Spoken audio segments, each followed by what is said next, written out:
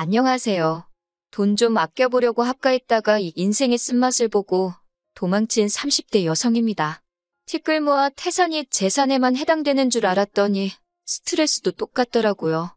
작은 것들이 모여 제 일상생활을 완전히 무너뜨리는 기분이었달까요. 남편과는 지인의 소개로 만났습니다. 당시 남편은 출판사에서 근무하고 있었고 저는 출판사에서 일하며 짬짬이 프리랜서 작가로 일하고 있었는데 오지랖 넓은 지인이 자기 멋대로 자리를 만들었지요. 4살 차이면 궁합도 안 봐도 된다고 너스레를 떠는 남편은 처음부터 저에게 적극적으로 호감을 보이며 들이댔어요. 저는 대학교 졸업 후 연애를 한 번도 하지 않아서 그런 남편의 대시가 싫지 않았고요. 그렇게 한 달 정도 알아가는 시간을 갖고 저희는 사귀게 되었습니다. 남편과 연애를 시작할 때만 하더라도 저는 26이었고 남편은 30이었어요. 그렇다 보니 남편에 비해서 결혼에 대한 압박이나 스트레스가 없었지요. 하지만 남편은 처음부터 저를 결혼 상대로 보고 있었다고 하더라고요. 그래서인지 사귄 지 2년 만에 남편이 저에게 결혼 이야기를 꺼내대요. 솔직히 그것도 저는 빠르다고 생각했는데 남편은 신혼 1, 2년 즐기고 나면 자기 나이가 30대 중반이라고 그럼 언제 아들 딸 낳고 사느냐고 저를 졸라댔어요. 시부모님이 저희 친정부모님에 비해 나이가 10살 가까이 많으신 것도 남편이 결혼을 서둘렀던 이유 중 하나였고요. 지금 돌이켜서 생각해보면 남편이 애가 탔건 말건 제가 준비가 안 됐으면 결혼은 하지 말았어야 하는데 그때는 애걸복걸하는 남편이 안 돼 보이기도 했고 한편으론 나를 얼마나 사랑하면 저럴까 싶더라고요. 그래서 그의 끈질긴 프로포즈를 거절하지 못했습니다. 그런데 막상 결혼 준비를 시작하고 나니까 남편이 모은 돈이 7천 남짓이더라고요. 물론 7천만 원이란 돈이 작은 건 절대 아니었지만 저 역시 모아둔 돈이라곤 4천만 원이 전부였으니 처음엔 빠듯하게 하면 된다고 생각했는데도 준비를 해나갈수록 답답하더라고요. 그런 와중에 하루는 어머님 아버님이 저와 남편을 집으로 부르셨습니다. 솔직히 저희를 집으로 오라고 하셨을 때 떡 줄 사람은 생각도 않는데 김칫국 마신다고 하잖아요? 제가 딱 그 꼴이었습니다. 어머님 아버님이 은근히 빨리 결혼했으면 하고 남편을 통해 하신 말씀도 있었고 그러니 지금이라도 도와주시려고 하나 보다 그런 기분 좋은 상상을 하며 시댁으로 향했어요. 하지만 어머님이 꺼내신 말씀이 생각지 못한 것이었습니다. 저와 남편에게 합가를 제안하셨거든요. 사실 어머님 아버님 재산이 얼마나 되고 그런 건 지금도 전 잘 모릅니다. 궁금한 적도 없었고 관심도 두지 않았어요. 그래도 저도 보는 눈이 있고 들려오는 게 있으니 어느 정도 추측은 할 수 있었지요. 적어도 어머님 아버님 두 분이 살고 계시던 단독주택은 몇 억은 갈법한 것이었습니다. 물론 그마저도 빚이나 대출이 있던 건 나중에서야 알게 되었네요. 아무튼 어머님께선 어차피 집이 1, 2층으로 나뉘어져 있으니 저희더러 들어와 살라셨습니다. 한 3년 들어와 살면서 가족끼리 친해지고 돈도 바짝 모아서 나가라고요. 솔직히 어머님 말씀을 듣고 여러 가지 복잡한 마음이었습니다. 대출을 안 받으면 이자를 절약할 수 있는 데다가 어머님 댁에 살면 월세도 아낄 수 있었으니까요. 그러면 정말 어머님 말대로 돈 바짝 모아서 3년 안엔 뭐가 돼도 되겠다는 생각이 들대요. 그런데 이 이야기를 친정부모님께 하니 특히나 친정어머니가 말씀하시길 합가는 쉬워도 분가는 어려운 법이라며 잘 생각하라는 겁니다. 하지만 친정어머니도 저를 강하게 말리지는 못하셨는데 그게 저희 친정이 사정이 여의치가 않거든요. 친정어머니 입장에선 당신이 달리 도와줄 방법이 없었으니 차마 끝까지 나서지 못하셨던 것 같아요. 그렇다고 합가를 하게 된 게 친정어머니 탓이란 이야기는 절대로 아닙니다. 친정어머니의 말씀과는 별개로 저는 당시 빠듯한 예산 때문에 돈에 대한 욕심이 물이 올라있던 상황이었거든요. 그래서 시댁에서 살면 어떤가, 옛말처럼 벙어리 3년 귀머거리 3년 하고 말지 그런 아니란 생각을 했어요. 그리고 회사에서도 눈치 빠르고 일 잘한다 소리를 듣고 지냈으니 시집살이도 비슷하게 잘해낼 줄 알았지요. 어머님께서는 비록 한 집에 살지만 살림은 따로 했으면 좋겠다며 저에게 혼수를 해오길 바라셨습니다. 남편과는 상의 끝에 허례허식의 상징인 예단이라던가 예물도 생략하기로 한 상황이었고 혼수도 서로 자취하면서 쓰던 거 가져다 쓰자고 얘기가 되어 있었는데 뜬금없이 어머님이 혼수를 말씀하시니 당황스럽더군요. 어머님은 식기세척기를 놔라, 스타일러도 필요하지 않냐 별의별 걸 다 들이대셨지만 저는 고민 끝에 냉장고랑 세탁기만 드렸습니다. 그랬더니 어머님께서 왜인지 꽤나 실망하신 눈치였어요. 그렇게 냉장고랑 세탁기가 들어오던 날 하마터면 어이없는 일을 겪을 뻔했습니다. 어머님께서 저는 자꾸 방에 들어가 있으라 하시면서 배달기사님들께 저희 가전을 어디다 놓을지 진두지휘를 하시려 들었거든요. 결국 어머님의 강요에 못 이겨 방해한 이분이나 있었을까요?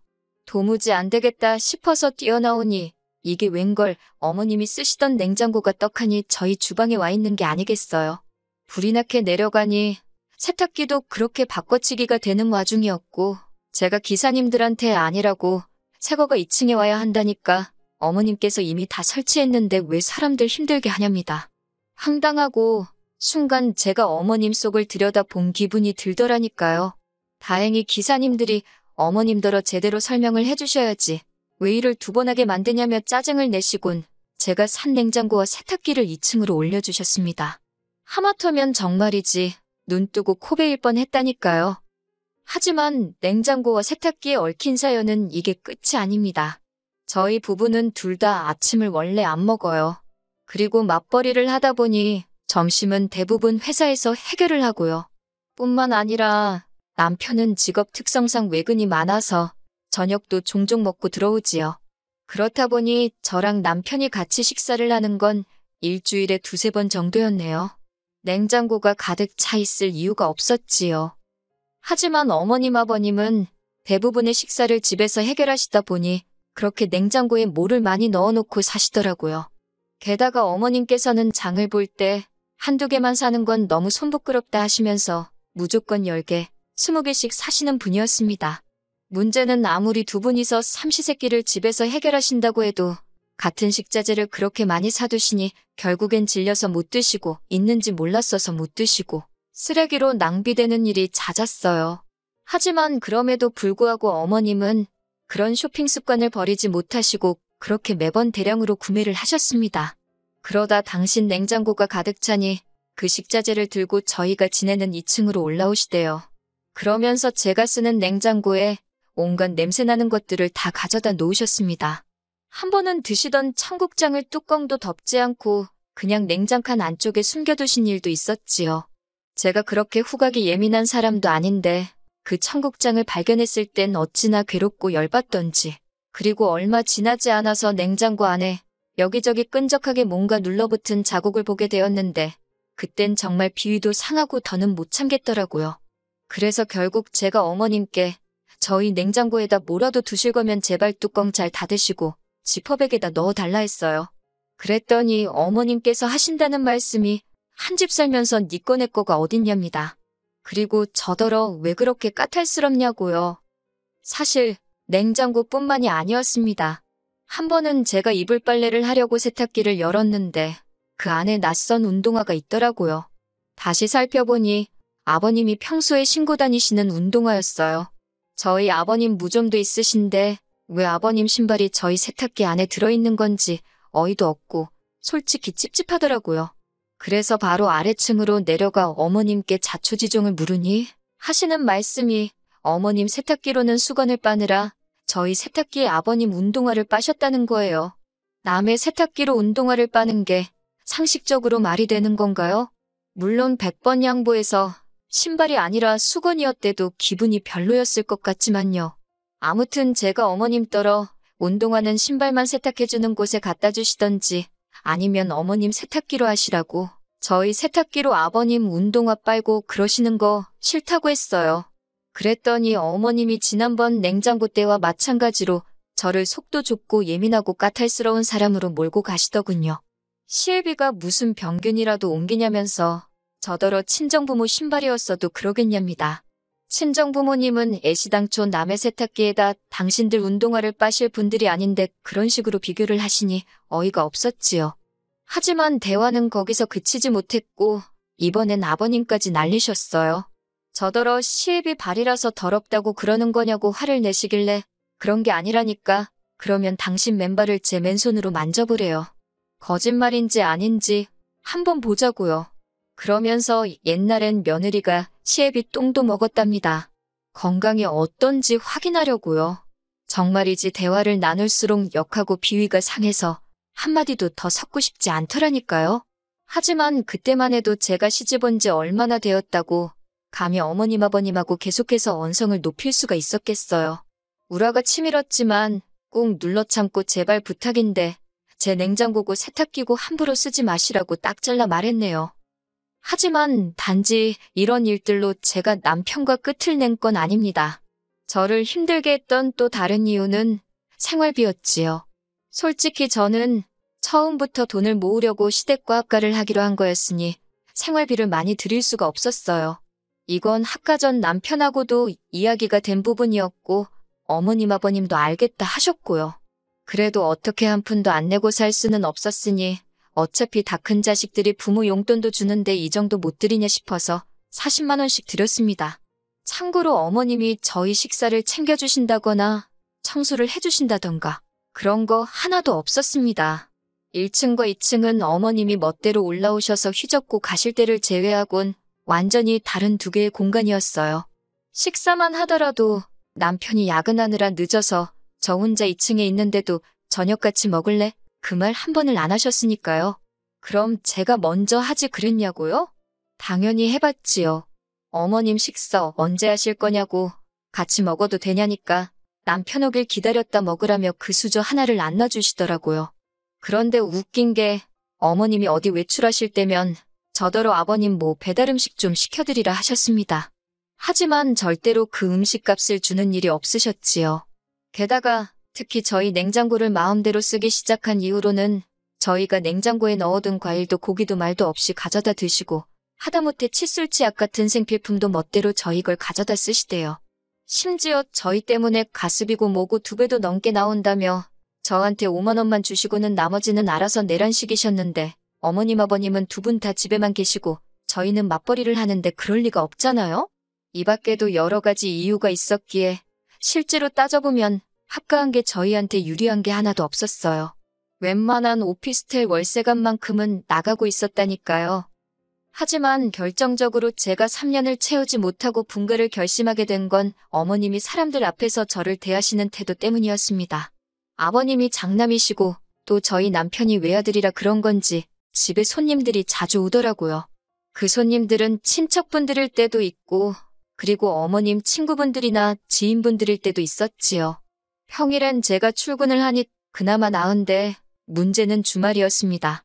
남편은 주말에도 출근을 해야 하는 일이 종종 있었는데 아무래도 영업직이다 보니 어쩔 수가 없었지요. 그런데 어머님이 어떻게 귀신같이 남편이 늦거나 없는 날만 골라서 그렇게 주변 분들을 집으로 부르시대요.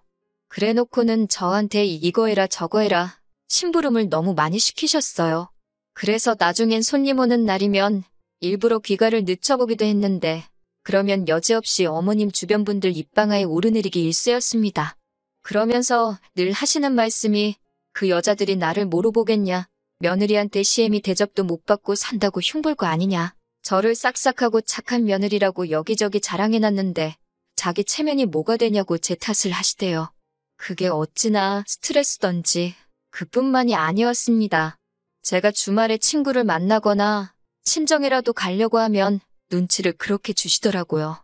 친정 문턱 달아 없어지겠다고 하시질 않나. 그렇게 맨날 친구들 만나면 돈은 언제 모으냐. 한 2년 가까이 그렇게 시달리며 살다가 돌아보니 돈은 돈대로 모이지도 않고 저는 저대로 스트레스 때문에 살이 6kg도 넘게 빠졌대요.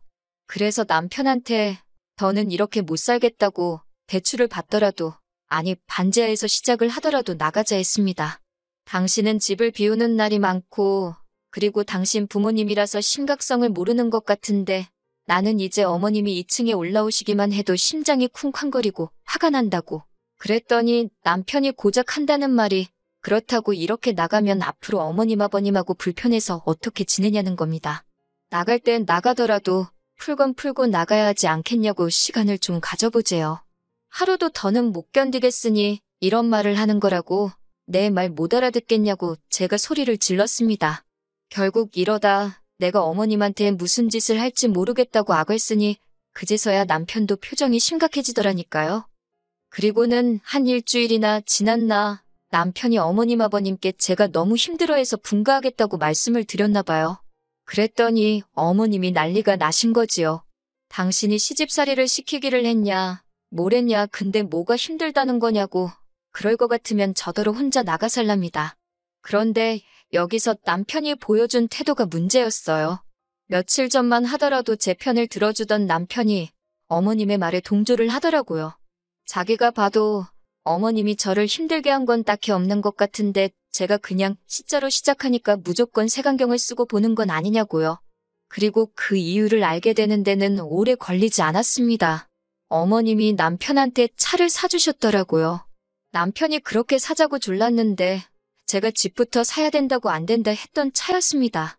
어머님이 차 사주는 조건으로 저를 잘 달래라고 했대요. 제가 남편더러 어머님께 차 돌려드리라니까 저더러 진짜 왜 이렇게 꼬였냐입니다. 그러면서 절대 안 된다고 하대요. 그래서 제가 그럼 헤어지자고 했습니다. 나는 친정으로 갈 테니 그리 안라고요. 남편은 제가 허풍 떤다고 생각했던 모양이에요. 기어이 이튿날 어머님이 사주신 차를 끌고 출근을 했더라고요. 그런 남편의 뒷모습을 보고 있으니 어찌나 허탈하던지 저는 짐을 쌌고 용달을 불러서 세탁기랑 냉장고도 실었습니다. 어머님께선 그 광경을 보시더니 저더러 끝까지 이렇게 해야겠냐고 한마디 하시대요. 뭐라고 받아쳐서 한 방 먹일까 생각하다 그냥 건강히 잘 지내시라고 인사 한번 드리고 제 짐만 싹 빼서 나왔네요. 남편과는 혼인신고가 되어 있지 않았는데 별다른 이유는 없었어요. 아무래도 둘이 공동재산으로 형성한 재산이 딱히 없다 보니 오히려 돈 관리하기 헷갈릴 것도 같았고 세금에 대한 지식이 별로 없다 보니 혼인신고를 하면 괜히 폭탄 맞는 거 아닌가 하는 무식한 두려움도 있었거든요. 그런데 참 다행이다 싶더라고요. 그렇게 남편과 갈라서게 된 지 벌써 3개월이 넘었습니다. 그리고 얼마 전 우연히 저희 소개팅을 주선했던 주선자를 마주하게 되었지요. 주선자는 저를 위로한답시고 제 손을 양손으로 꼭 잡더니 그래도 어른들하고 살면서 가풍도 익히고 좋은 경험이 되지 않았냐면서 자기가 개인적으로 저희 남편을 알아서 하는 말인데 그렇게 괜찮은 남자가 없다면서 어머님 아버님 돌아가시면 어차피 그 재산 다 저랑 남편한테 돌아오지 않냐고 혀를 차면서 저더러 성질 좀 죽이지 그랬냐고요. 그런 소리를 듣고 있으니 지인 입을 확 고매버릴까 싶더라니까요. 지인더러 나중에 꼭 시어머니랑 합가해서 오손도손 살아보라 했습니다. 그러면 분명히 나한테 사과하고 싶은 순간이 올 거라고요.